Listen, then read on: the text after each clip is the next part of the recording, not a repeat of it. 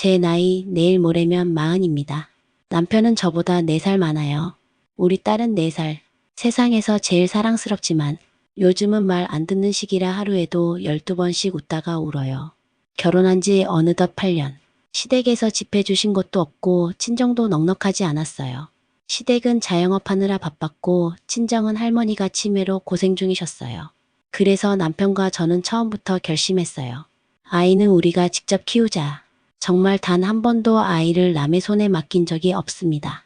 신혼 초엔 직장도 불안정했지만 서로 의지하며 버텼어요. 승진이라도 한 번 더 하고 전세에서 벗어날 길이 보이면 그때 아이를 가지자고 했죠. 하지만 그때마다 시어머니는 끊임없이 말씀하셨어요. 여자 늙으면 애 안 들어선다. 애가 학교 가서 자기 엄마 늙은 거 보면 속상해한다. 우선 낳으면 애는 알아서 큰다. 그 말이 틀린 건 아니었지만 그때마다 남편이 화를 내며 막아줬어요. 그래서 그냥 참고 넘어갔죠. 그 후 정말 피땀 흘려 일해서 남편은 더 좋은 회사로 이직했고 저는 승진도 했어요. 그때 비로소 우리는 아이를 갖기로 했고 운 좋게도 3달 만에 자연 임신이 됐어요. 시어머니는 또 그러셨어요. 다 늙어서 안 들어서는 줄 알았더니 다행이네. 축하의 말보다 비아냥이 먼저였죠. 그래도 저는 웃으며 넘겼어요. 그래, 그냥 성격이 그러시겠지.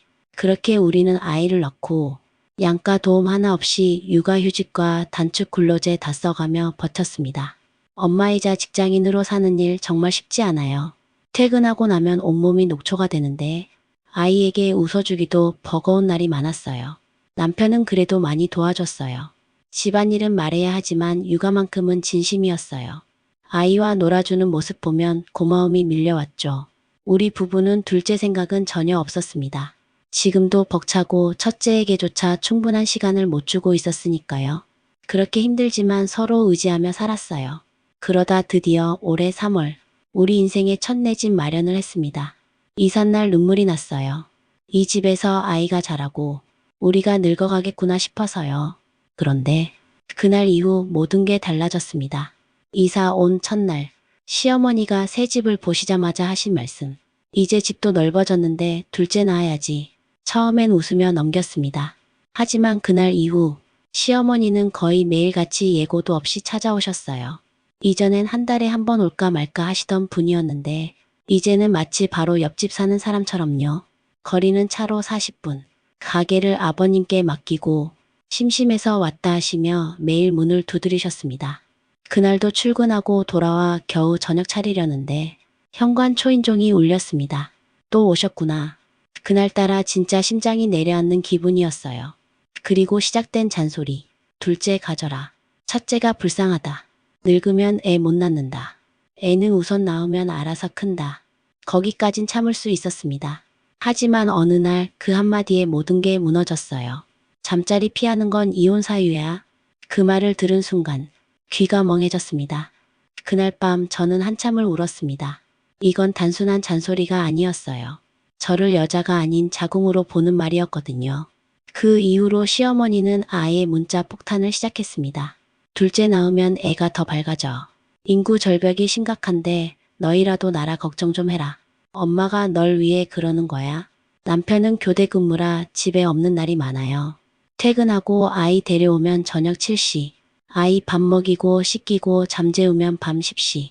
그 짧은 시간에도 시어머니는 문을 두드리셨습니다. 엄마 왔어. 문 열어봐. 정말 무섭더라고요. 이 집이 내 집인데 더 이상 편하지 않았어요. 그날도 월요일이었습니다. 아이에게 식빵에 떡갈비 끼워서 간식 줬어요. 아이도 피곤했는지 조금 남겼어요. 그런데 시어머니가 또 오셨습니다. 아이고 애가 둘이어야 음식을 싹 비우지. 저건 낭비야. 그 말 듣는 순간 제 속에서 무언가가 툭 끊어졌습니다. 너무 힘든 월요일.